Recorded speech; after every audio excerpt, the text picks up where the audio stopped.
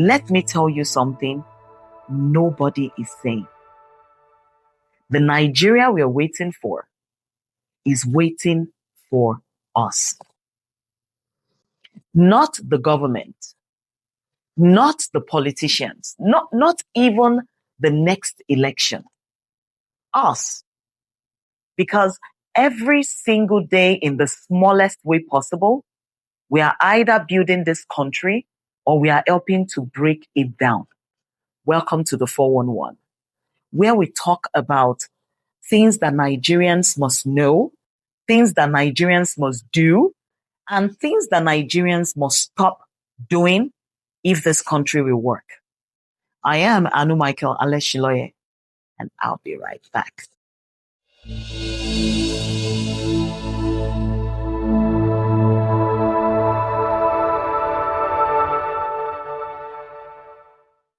Now, as we are entering the raining season, I would like to ask some Nigerians across the country, how was flooding in your area last rainy season? What do you think will happen this time around? Let's discuss something very simple, basic. It's called littering. It's coming up on the screen right now. Littering. Littering.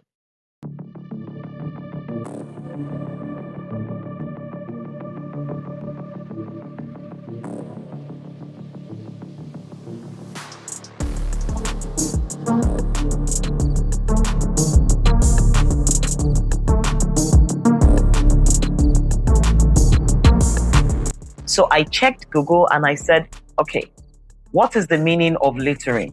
Google says littering is the improper disposal of waste, such as trash, plastics, or garbage, by throwing it on the ground or leaving it in public private spaces rather than in designated containers. Meaning, you were supposed to properly dispose of your pure water sachets, your snack wrappers, but no, you didn't. What you did was you finished and you just threw it right there on the floor.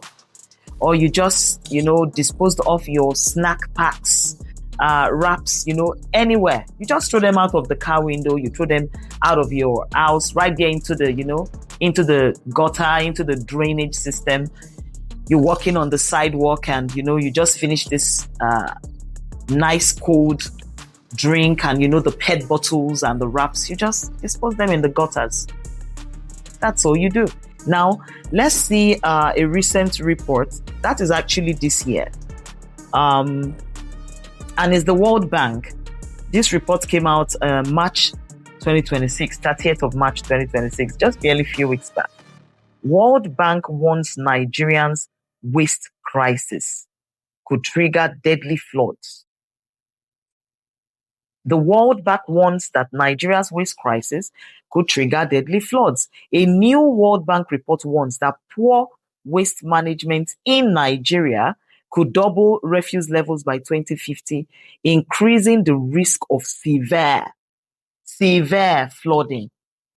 So when you're doing those little things like throwing your wrappers on the floor or throwing them in the garbage, they don't mean much, until the rainy season starts and then you bring out your phones and you're making videos of yourself, paddling out of your residences.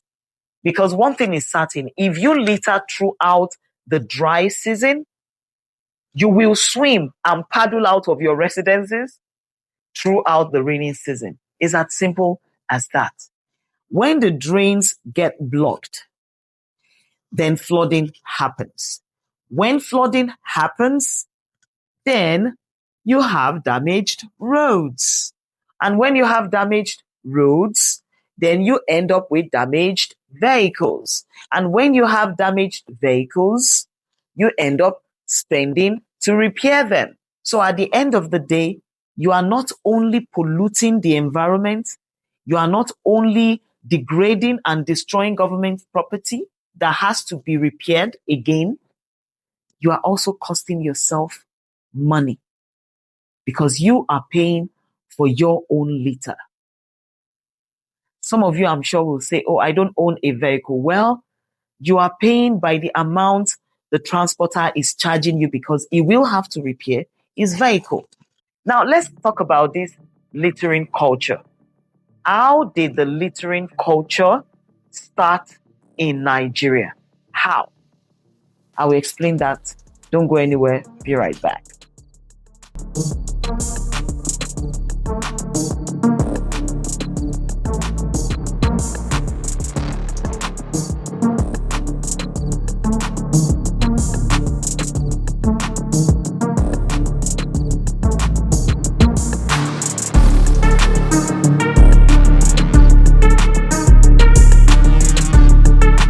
Welcome back again to the 411. Now let's talk about the culture of littering.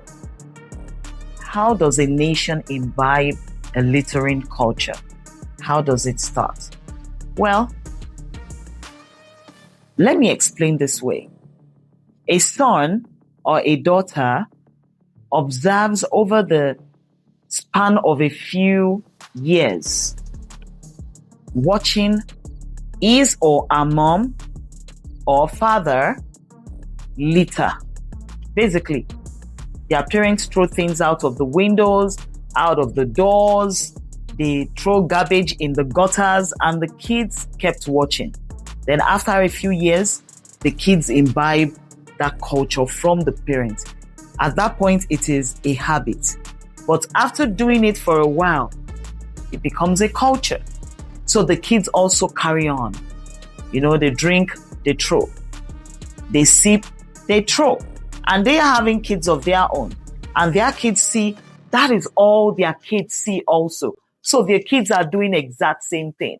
Littering. After all, that's what we saw mom and dad do. And that is what we see grandpa and grandma do. And that is what we see great grandma and grandpa do. So it becomes a culture. The next generation will do and probably build on what the current generation is doing. It's as simple as that. So if you litter, your children will litter, and their children will see them litter and litter. That is how the culture of littering is imbibed. How do we break this trend? We can decide to break it. We can stop littering culture by just stopping the littering process, which means stop littering. It starts with you. It starts with me. Once we stop the littering, that case is solved. We keep saying Nigeria is bad, but here is the uncomfortable truth. In most cases, Nigeria is simply a reflection of what we do every single day. The littering, the disorder, the cutting corners, the looking the other way when things are wrong. That is also Nigeria. When you throw dirt on the road, you're not just littering, you're building flooding. When you refuse to queue, you're not being smart. No, you're building disorder. This is how nations are formed. Not in parliaments. No, in everyday behavior of every single citizen. That is how nations are formed. I need you to understand something very clearly. Nigeria is not only built in Aso Rock. It is built in your home, in your street, in your bus stop, in your office. If those places are broken, the country cannot be whole. So, ask yourself, do I behave like someone building a country? Or am I part of those breaking or tearing it down? Because those two things are not the same. And you're either doing one or the other. The Nigeria you want is not far. It is in your hands, your voice, your habit. You decide the Nigeria you get. This is the 411. I am Anu Michael Aleshiloye, and I will see you at the next episode. Stay truly Nigerian